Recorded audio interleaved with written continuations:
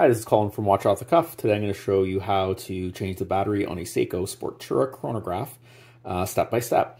So the first thing we're going to do is we're going to try to get into the back of the case here. I shouldn't say try, we're going to. Sometimes it's easier just to use the micro adjustment clasp to open up the bracelet so I can get at it. If I'm going to do major work on a watch, I just remove the bracelet entirely. This one has some friction pins on either side here. For simplicity, I'm just going to open up the micro adjustment on the clasp just so I remember it's in the third position so I can put it back the way the customer brought it into me. And we will open this up. All right, so there we go. So now we've got access to the case back. I'm going to take this over the Horotech Maxi Press and we will open it up. All right, I've got a couple of options here. First of all, we're going to get this into the cradle. We'll see what sizing we should do. I think we'll close this up a little bit. There's some adjustable pins here.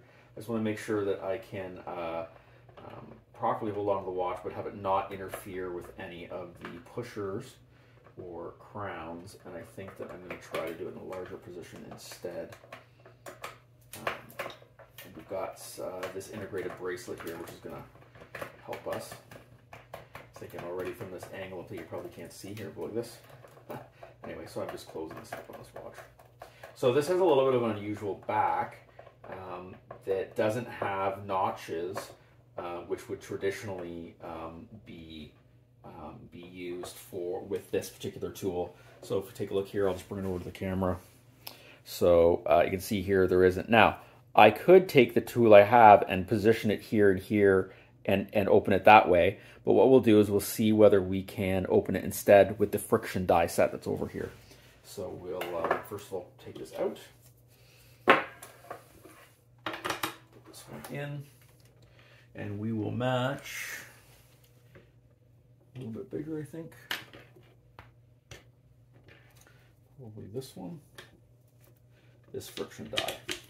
So we'll close that up there. And then we'll press it down here, and I'll use this to create a reasonable amount of tension so I don't have to worry about pushing down as I turn. So we'll give that a pretty good go there, get that pretty tight. And we'll gently turn. Not quite. Still no. No, still not biting in it. Just a little more. So that is not working, so we'll go back to plan B.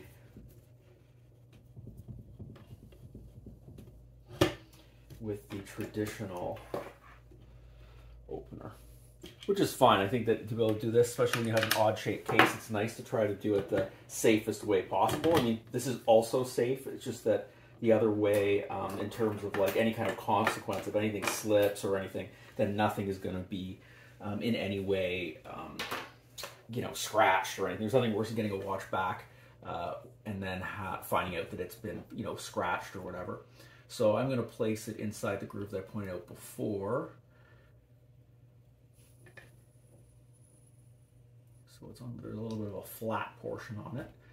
And here we go. So now it is, since I've left the integrated bracelet on, is interfering, which is fine. I can just simply take this, you know, magic 8-ball there, and I could just simply open up the rest of the way so that it's finger loose, and then we'll take it over to the bench to do the next step. Okay, we've got this, wow, it's even more than finger loose, it's off all the way. I'm just gonna get it out of this so we can work on it, put it onto this case cushion, and we can take a look and see what we need to do to get out of there. Take a quick look here, and we'll just come down and check for any kind of release here. And it looks like this is just a pressure fit here. So what we'll do is I'm just going to turn the watch a little bit here. And I'm going to go into the side. It's exposed there. So I just want to make sure that the movement doesn't shift while I do it. Because I'm going to put a little pressure. So I'm just going to hold it gently here. I'm going to gently pry up here.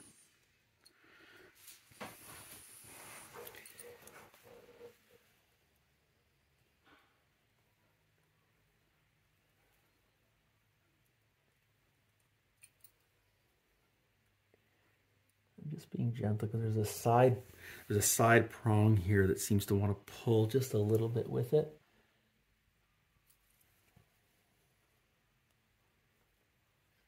Over this side.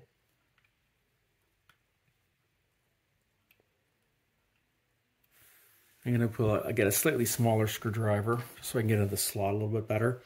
You know, it's one of these things where it's like you just got to be patient and not rush the process. Get a little pull down. It's still holding on just a little.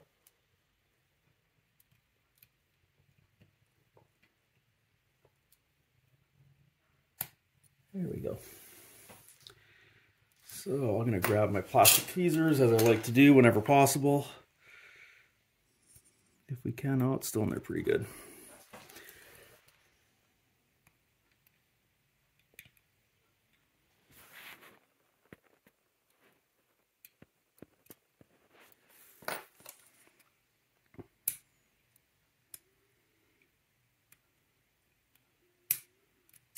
There we go. A little stubborn. Of course, it's always when someone else is watching that takes longer than you want it to. Okay, so we'll get a replacement battery for this, and we'll take a look and see what it takes. It's been there a long time, obviously. And it is an SR927W. It's probably the original one in this watch because it's actually branded Seiko. So I have a little chart just out of view. And if I do SR, just look at on my little chart. And what did I say? My memory's good but short. 927. Where are you, 927? I only look at this chart like almost every day, and I have to take a look at it. And, 927. SR927W, which crosses over to a 399. So I'm going to go get that. 399, there you are.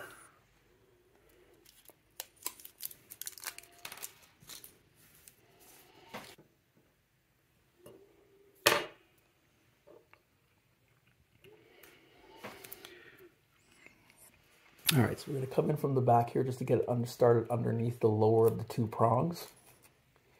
Except not like that.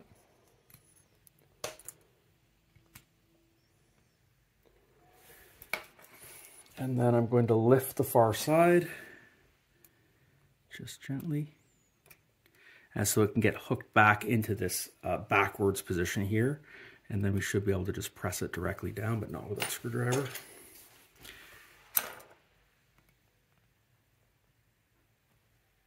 All right, it looks like it's seated correctly. I'm just going to do a quick check just to make sure we've got it running. I'm just going to gently touch the edge of the thing and take a look. Okay, so we don't have anything going on there. So what we'll do is we'll reset the chip. There's going to be an AC mark somewhere here, I would think. Okay, so the AC marker is right here. I'm going to put the tip of my things, try to do it so you can see the whole thing. So the tip into the AC, and I just need to touch the top plate here anywhere, as that is going to be the positive and that was going to be the negative. So we'll just gently, just so the movement doesn't shift, I'm going to take a quick look and see whether we have. And it might have been before I was looking at the large hand, so there's the small hand seconds going there anyway. It might have been, if I rewind the video there or look at it later after, it probably was running, but it's good to do a reset on the chip anyway. It's good practice. In fact, I'm pretty sure it probably says so on the back here, and it does after installing a new battery, short AC and plus on it. So anyway, so we've got that done. Let's take this gasket off the back. And we'll remove it. We'll clean the gasket surface on the case and this case back, re-lubricate this gasket, and put it back on.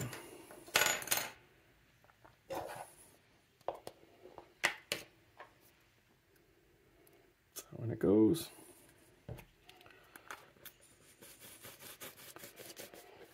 So that will be ready for us in a minute. I will grab some Rotico. I'll just clean this surface. And we'll do the same here.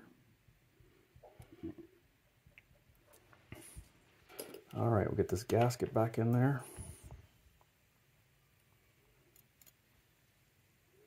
A little bit of grease now on the end, just going to clean that up. Now, just before I put this in, it's always a good idea. Now you can see I was careful when I manipulated the watch, and even when I was trying to move things around, I make sure the movement itself didn't slip. But when there's many pushers here, it's always good to just do a quick check to make sure all the pushers are aligned. So I can see here that that's actuating properly and it's still in position. And they look all very good. So it's just always a good idea to double check that. So I'll put this back on.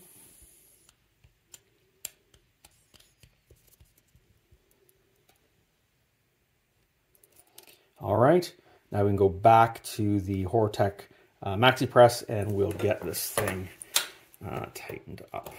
Put it back here to the thing. And as I mentioned earlier, we're gonna have the two prong. It's not gonna fit tightly, but it's gonna come into this flat and this flat. Maybe if I use this to be better, it's gonna sit on this flat and this flat. So it's gonna end up sitting here, and it's gonna turn and close the case. All right, we'll get this back into the Maxi Press here. I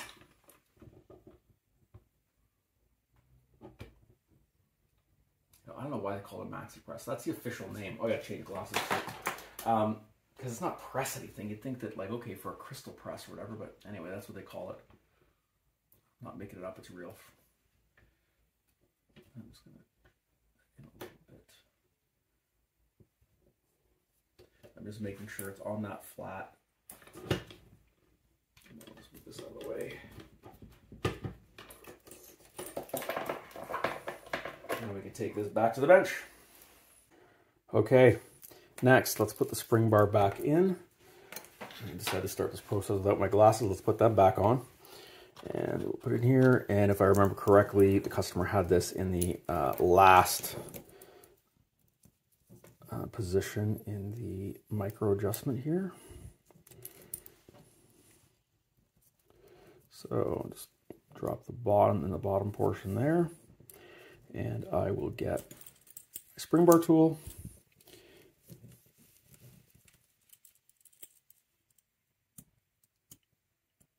Press down, there we go. You can hear that rattling. You know what? The one thing I don't like about this Bergeron, this is like the Bergeron, as I cry about the tool, 6767, is I don't like that these things twist in because they always seem to work them way out. I'm always going to tighten them on both sides. Anyway, it drives me crazy. Okay, so we've got that done. Now that we've got this done, now you probably notice here, take a look here, if I press go here and stop and reset. Oh, reset isn't there.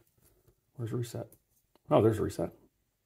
It does not reset back to the original position. So there's a couple of things that usually happen. Like quite often, if you pull this out to the third position, then there's a manual indexing that'll happen. I'm going to check the pushers.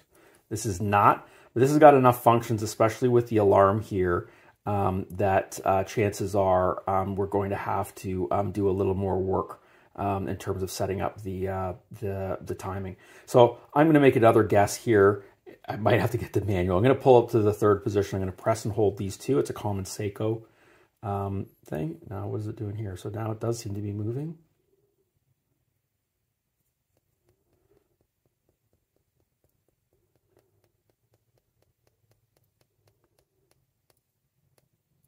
So we'll zero that. I just want to get really close to see what I need to go one more. So now it's perfectly aligned. And back in place. Let's see if we can just press this in single increments. There we go. Looks like it's pretty sensitive. Oh, see, what's a jump ahead there?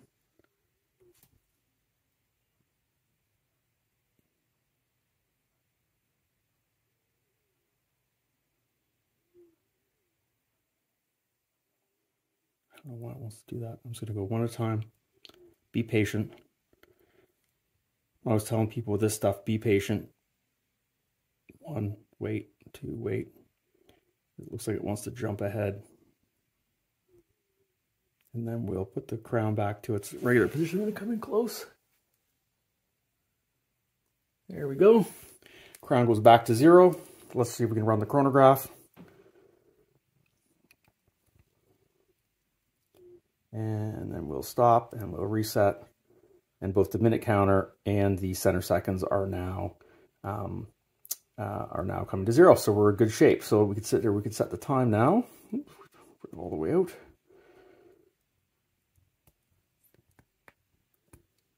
To the first position.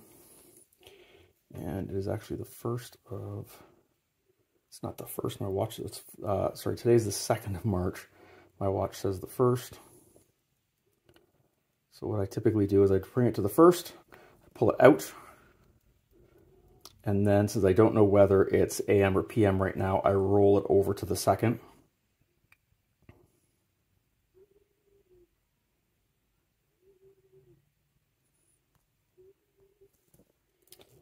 And it is 4:30 in the afternoon here. 4. And we're all set. Back in business.